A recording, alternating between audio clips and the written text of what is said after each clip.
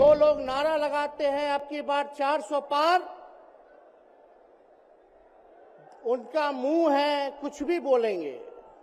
मोदी जी मिलते तो प्रियंका चोपड़ा से मिलेंगे, किसानों से नहीं मिलेंगे। कि तुम तो धोखेबाज हो, वादा करके भूल जाते हो। रोज रोज मोदी जी तुम ऐसा करोगे, जनता जो रूठ गई तो हाथ मलोगे। ये दिल्ली की भीड़ बता रही है कि मोदी जी जिस तरह से आंधी की तरह आए थे उसी तरह तूफान की तरह चले जाएंगे। पहला रैली हम लोगों ने पटना में किया, दूसरा बॉम्बे में किया और तीसरा आज जो है दिल्ली में हो रहा है। और मैं बता दूं, देश के कोने कोने में जहां भी हम लोग जा रहे हैं वहां जनता का साथ, आशीर्वाद मिल रहा है। आज हम सब लोग एकजुट हुए हैं देश के लोकतंत्र, देश के संविधान, देश के भाईचारा को बचाने के लिए। जिस हिसाब से देश में बांटने का काम किया जा रहा है, भाई को भाई से लड़ाया जा रहा है, नफरत की राजनीति की जा रही है, उसलिए हम सब नेता आपकी लड़ाई के लिए हम सब लोग आए हैं और आपकी लड़ाई लड़ रहे हैं। और हम लोग सब लोग चाहते हैं कि इस लड़ाई में आपका साथ मिले, आपका आशीर्वाद मिले और आपका प्यार मिले। जो लोग नारा लगाते हैं अब की बार 400 पार, उनका मुंह है कुछ भी बोलेंगे। लेकिन एक बात तय है, जनता ही मालिक है, आप मालिक हैं और आपको तय करना है कि देश के शासन में कौन बैठने का काम करेगा। आज यहां दिल्ली की जनता से पूछना चाहते हैं, वो लोग नारा लगा रहे हैं, टारगेट फिक्स कर रहे हैं अब की बार 400 पार। ऐसा लग रहा है कि पहले से ही ईवीएम सेटिंग हो चुका है। ये लोग फिर भी आप लोगों से पूछना चाहते हैं कि आप लोग, ये लोग जो नारा लगा रहे हैं, क्या वो सच होगा या वो सत्ता से बेदखल करिएगा? हाथ उठा के बताइए, इनको सत्ता से बाहर करना है कि नहीं करना? आज हम सब लोग देख रहे हैं कि देश में अघोषित इमरजेंसी लागू हो चुकी है। देश में सत्ता में जो लोग बैठे हैं तानाशाह रवैया अपनाने का काम कर रहे हैं, घमंडी हो गए हैं लोग। और आज हम लोग किसी को गाली देने नहीं आ रहे, लेकिन जो आंख से देख रहे हैं वो बताने आ रहे हैं, जो महसूस कर रहे हैं वो बताने आए हैं। सत्ता में लोग जो बैठे हैं, विपक्ष का धर्म बनता है, कर्तव्य बनता है कि उनसे हम लोग सवाल करें। आज मेरा मानना है कि देश में सबसे बड़ा अगर दुश्मन है तो बेरोजगारी है, महंगाई है, गरीबी है। आज यहाँ लोग हैं, नौजवान हैं, नौजवानों से पूछना चाहते, बताओ कितने नौजवान यहाँ जो हैं मोदी जी ने नौकरी दिया? हाथ उठा के बताइए। कोई नहीं मिलेगा। मोदी जी ने कोई नौकरी नहीं दी, सब कुछ जो है प्राइवेटाइज कर दिया। और हम लोगों ने बिहार में जब कांग्रेस लेफ्ट इंडिया अलायंस की सरकार थी, 17 महीने में 5 लाख नौकरी हम लोगों ने देने का काम किया। आज किसान तबाह है, युवा परेशान है, लेकिन किसानों से मोदी जी को मिलने का समय नहीं है। मोदी जी मिलते तो प्रियंका चोपड़ा से मिलेंगे, किसानों से नहीं मिलेंगे। अक्षय कुमार को इंटरव्यू देते थे पिछले चुनाव में, इस बार बिल गेट्स को बुला करके इंटरव्यू देने का काम कर रहे हैं। लेकिन किसानों की समस्या कैसे हल होगी ये नहीं बता रहे। किसानों से उन्होंने पिछले चुनाव में वादा किया था कि उनका आय दुगुना करेंगे। आज किसानों पर मोदी जी ने तलवार चलाने का काम किया है, जो हमारे अन्नदाता हैं। इसलिए आप सब लोग, हम लोग जब आवाज उठाते हैं तब मोदी जी और उनकी जो सेल है पार्टी की, उस पार्टी का सेल में कौन है? ईडी है, सीबीआई है, इनकम टैक्स है।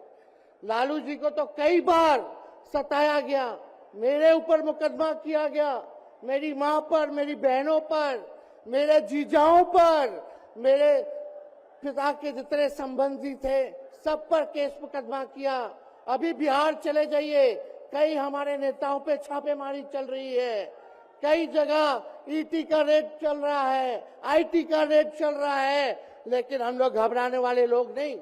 आज देश में जिस हिसाब से हेमंत सोरेन जी को और अरविंद केजरीवाल को गिरफ्तार करने का काम इन बीजेपी के लोगों ने किया है, तो उनको हम बता दें कि इनके गीदड़ भपकी से हम लोग डरने वाले नहीं हैं।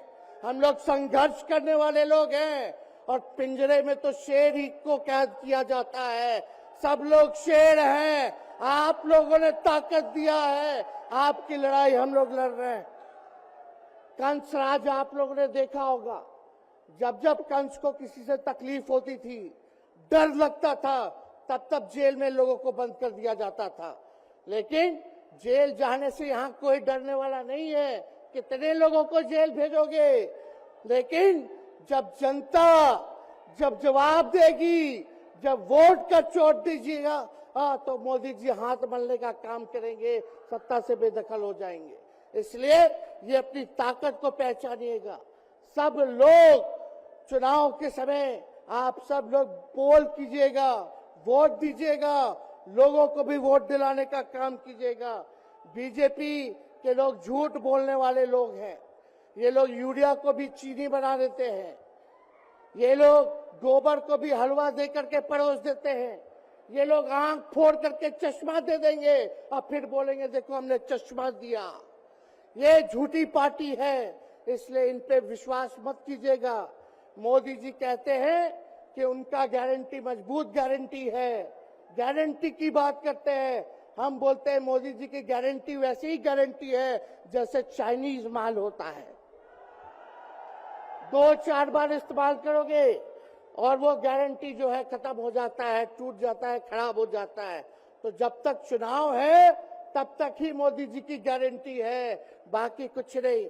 2 करोड़ रोजगार का क्या हुआ, 15-15 लाख रुपए का क्या हुआ, ये जवाब नहीं देने वाले, लेकिन हमेशा जो है प्रोपेगेंडा चलाने का काम करते हैं और लोगों को भटकाने का काम करते हैं।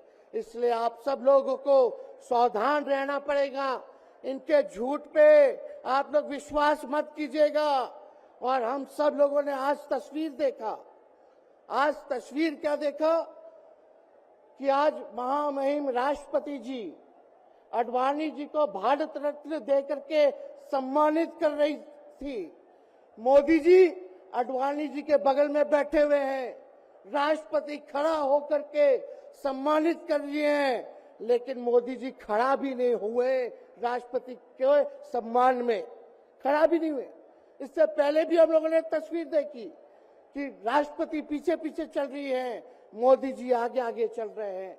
ये हम आप सब लोगों को बताना चाहते हैं कि इनका संविधान पे कोई विश्वास नहीं है।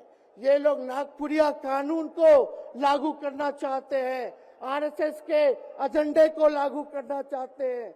इसलिए ज्यादा कुछ ना कहते हुए एक आंकड़ा हम जरूर बताना चाहेंगे। देश में इंटरनेशनल लेबर ऑर्गेनाइजेशन ने सर्वे किया है, उसमें आंकड़े हैं कि आज देश में बेरोजगारों में से 83% युवा है। पढ़े लिखे युवाओं में बेरोजगारी लगभग 65% है। ग्रामीण क्षेत्रों में सिर्फ 17.5% युवाओं के पास ही काम है। यानी भारत की आत्मा गांव में 82% युवा आज बेरोजगार हैं और मोदी जी इसके बारे में कोई काम नहीं किया। आप एक बार विश्वास कीजिएगा, अगर इंडिया सरकार की अलायंस की सरकार बनती है तो नौजवानों को हम लोग नौकरी देने का काम करेंगे, बेरोजगारी को दूर करेंगे। और जाते जाते बहुत सारे नेताओं को बोलना है, लेकिन एक अंत हम करेंगे एक गाने के साथ। और आप लोगों ने गोविंदा का फिल्म का एक गाना सुना होगा कि तुम तो धोखेबाज हो, वादा करके भूल जाते हो। रोज रोज मोदी जी तुम ऐसा करोगे, रोज रोज मोदी जी तुम ऐसा करोगे, जनता जो रूठ गई तो हाथ मलोगे।